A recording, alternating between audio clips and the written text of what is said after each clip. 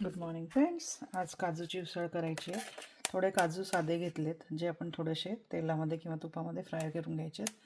हे सकाळपासून भिजत घातलेले होते. आपल्याकडे फ्रेश काजू नसल्यामुळे कोकणासारखे हे भिजत घातले होते आणि आता त्याला स्प्लिट केलेले आहेत. त्याचे पीसेस हे बघा असे स्प्लिट करून घेतलेत. थोडे भिजवलेले काजू आणि खोबरं अशी पेस्ट करून घेतली आहे.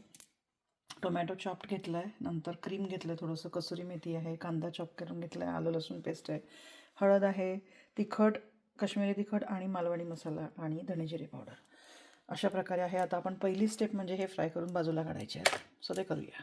सो आपण आता गरम करायला ठेवलं आहे पॅन, ज्यामध्ये तुम्हाला इज डिपेंड ऑन यू की तुम्हाला घी घालायचं आहे, बटर घालायचं आहे, का तूप घालायचं आहे, का ऑइल घालायचं आहे.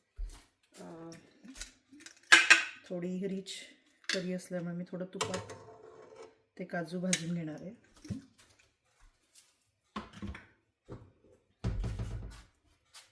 आणि ते भाजून झाल्यानंतर ते बाजूला काढायचे आहेत. हे याप्रमाणे आता थोडे स्प्लिट केले आणि थोडे होल शेपचे राहू दिले आहेत, कारण तुम्हाला ग्रेव्हीमध्ये थोडे होल पण दिसायला हवेत म्हणून. आणि तुम्हाला जर वाढवायची असेल क्वांटिटी तर मग तुम्ही स्प्लिट करू शकतात, पण होल चांगले दिसतात.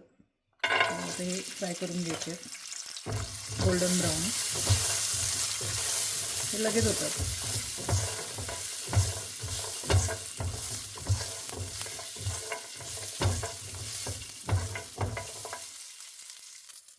सो आता हे छान गुलाबी रंगावर तळून झालेले आहेत, ते आपण काढून घ्यायचे साईडला. आणि आता या गरम पॅनमध्येच थोडं ऑइल ॲड करायचं आहे. तुम्ही जे ऑइल यूज करत असाल रेग्युलरली ते वापरायचं आहे.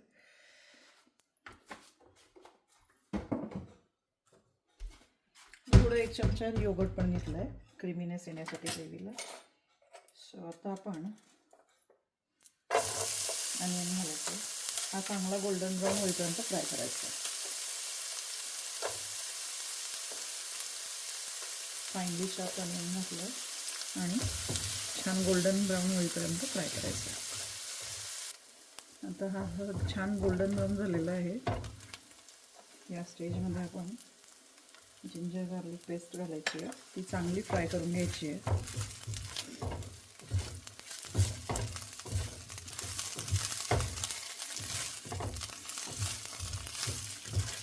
कोकणामध्ये खूप ही उसळ फेमस आहे, कारण ओल्या काजूंचा सीझन आला की ही उसळ नेहमी होत असते.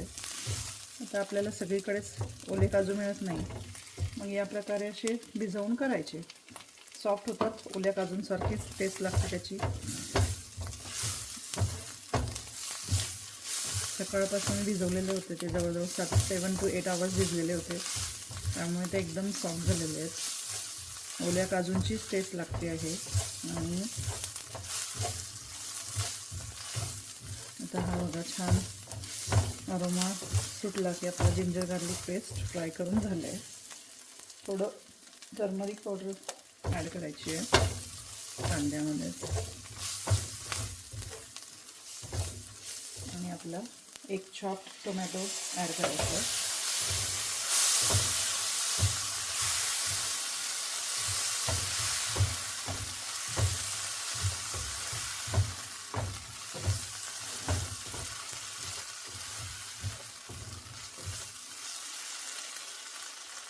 यामध्ये आता आपण थोडं धणेजिरे पावडर,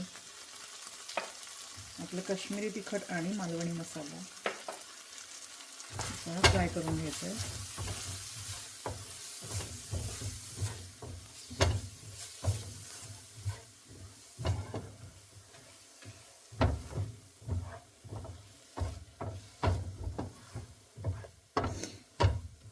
याला छान मसाल्याला तेल सुटलं,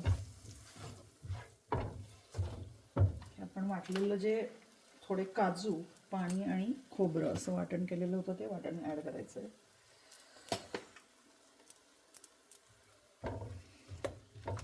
हे पण चांगलं फ्राय करून घ्यायचं मसाल्याबरोबर. क्रीमी होण्यासाठी, ग्रेव्ही क्रीमी होण्यासाठी आपल्याला काजूचं वाटण घालायचं आहे.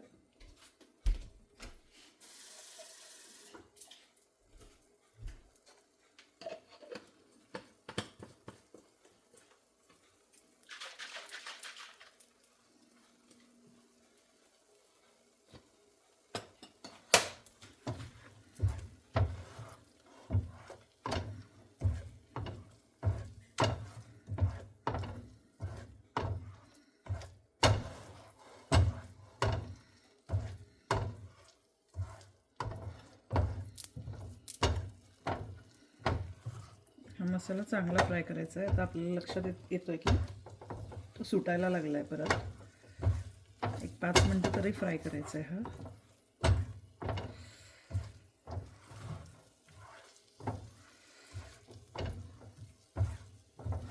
म्हणजे आपला तिखट आणि मसाला छान फ्राय करून होईल.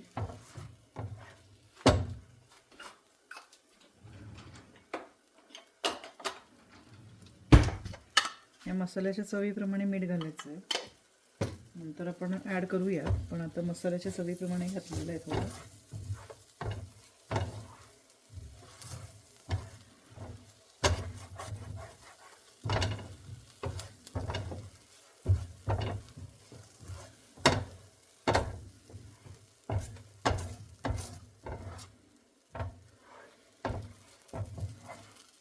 हे बघा आता मसाला हा असं सरकायला लागला आहे. जेव्हा तो असं पडायला लागतो म्हणजे तो झाला आहे. या स्टेजला आपण उरलेले इन्ग्रेडियंट घालायचे आपले. म्हणजे थोडं दही घालायचं आहे 1 चमचा.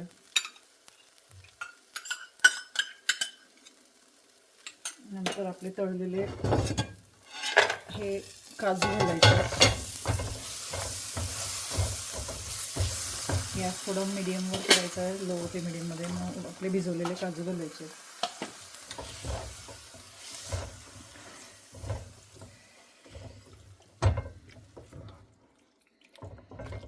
आता याला थोडी ग्रेव्ही कन्सिस्टन्सी यायला हवी आहे थोडीशी. म्हणून आपण जे मिक्सरमध्ये काजूची पेस्ट केली होती ते वॉश करून जे पाणी निघेल ते ॲड करायचं आहे. तुम्हाला ज्याप्रमाणे कन्सिस्टन्सी हवी आहे त्याप्रमाणे तुम्ही करू शकतात. पण ही भाजी ही उसळ अशी घट्टसरच छान लागते.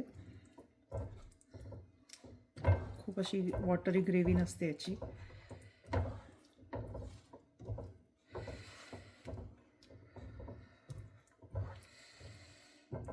आता आपण चवीप्रमाणे थोडं मीठ ॲड करायचं आहे.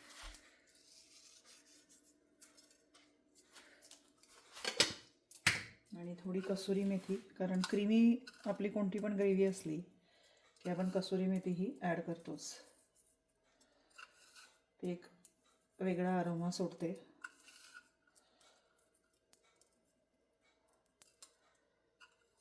आणि आपलं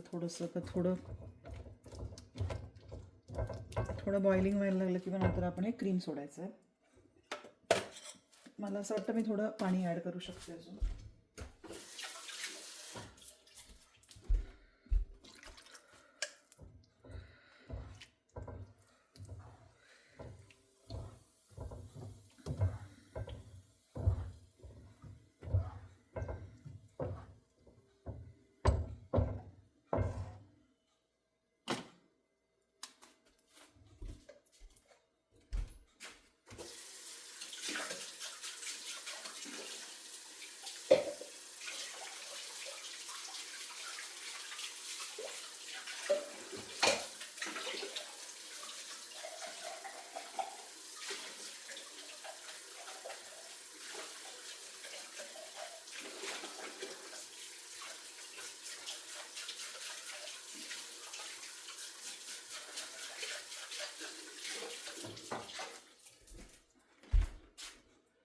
तुमच्याकडे जर क्रीम नसेल तर दुधावरची साय म्हणजेच क्रीम असतं. दुधावरची साय तुम्ही ॲड करू शकतात.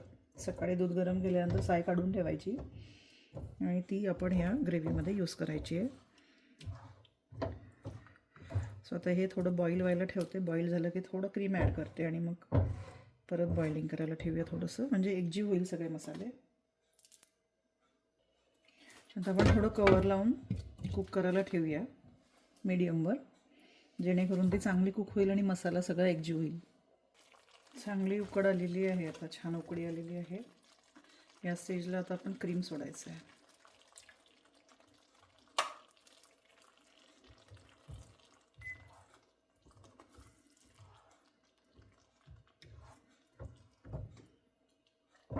आणि क्रीमी भाज्यांमध्ये नेहमी किचन किंग मसाला आपण सोडतोच, त्यामुळे तो थोडासा स्प्रिंकल करायचा आहे.